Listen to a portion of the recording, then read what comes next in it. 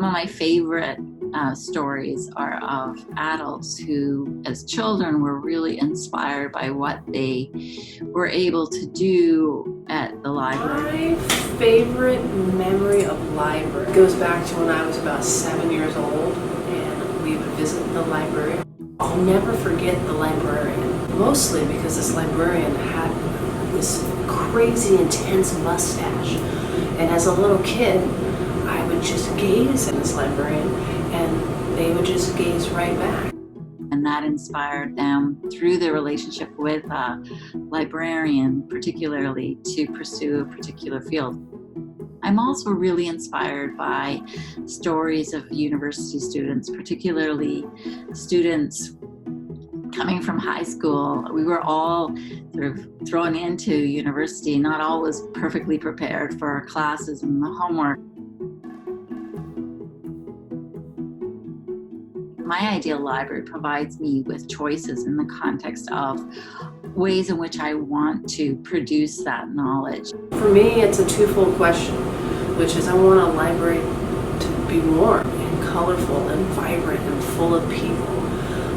I love the idea of having local art featured in public libraries.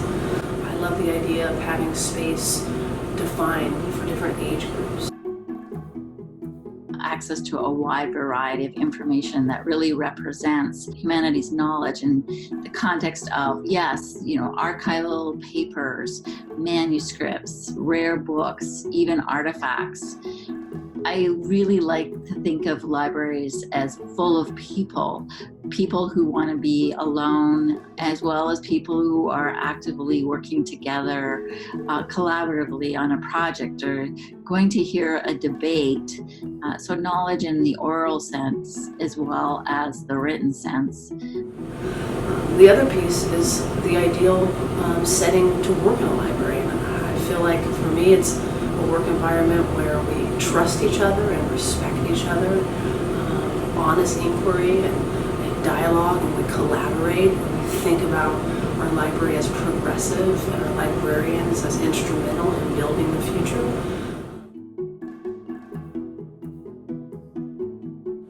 When I think about the conference theme, our families, our communities, our libraries, I can't think of a better theme. When I think about the conference theme and how I relate to it, I think of the theme as a representation of the very significant importance of human belonging. Because when you think about public libraries, what we create when people return to our buildings, return to our branches, we're creating a family in a sense. And the importance of hope and opportunity that is possible through connectedness and relationships related to our social and intellectual lives. Family in a sense. I can't tell you how many people I know and remember and recall over the years. When we create trusted institutions, trusted places that can be found in families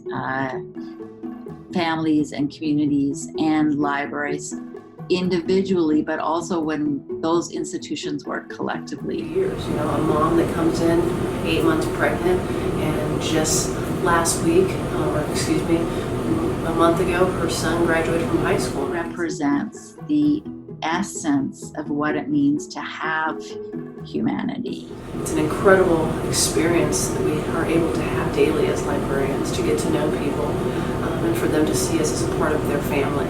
The theme really highlights the catalytic roles that these three venues, again, together and also individually, can play in our lives. And that the community wouldn't be what the community is without the public library, without the access.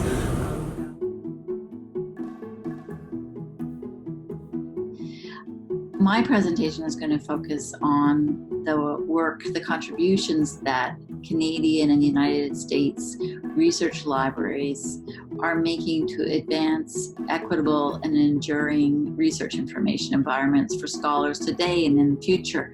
Scholars that are going to grow over time in their careers, but also scholars in the future who are looking back and studying what we have made available to them from our current time period. I'm also going to talk about what the Association of Research Libraries is doing nationally and internationally to advance this same shared objective. The end of my talk will really focus on a call to action for all of us, locally within our own context, but also collaboratively, because I strongly believe that we play a critical role in this time of constant flux.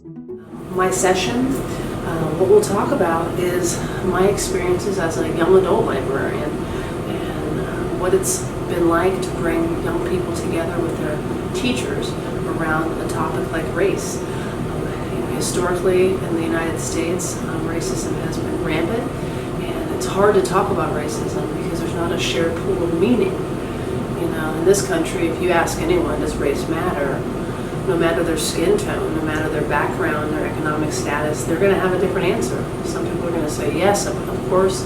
Some people are going to say no, it shouldn't. And some people are even going to go, here we go again, talking about race. And so the work that I've done is to start on neutral grounds, which is to examine local history and to understand our shared part of our local history. And by doing so, there's an understanding, right? There's language that can be shared between people around facts, not opinions. And then from there, we step into storytelling. And I want to tell my story, and I want you to tell your story. And that's how we approach our work. And so I'll talk a little bit about Race Project, and I will talk about what it means to focus on equity and why the public library, and librarians in particular, we're the thread. We can pull in partners, we can pull in principals, we can pull in museums, and we can create an experience for young people that helps them bridge towards one another, because ultimately that's what we want. No matter your political affiliation and your race, at the end of the day, we want young people to lead our world in a way that comes to center, that seeks compromise, and that starts with empathy. So I'll talk about that in my keynote.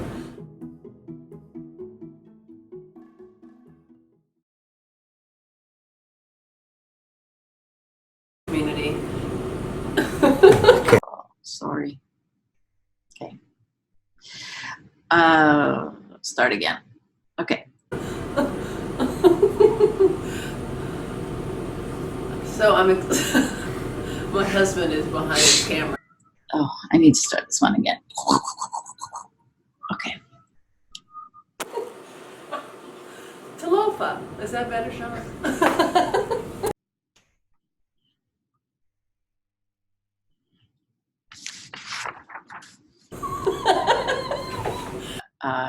Okay, I'm starting again. Okay. How do you pause it?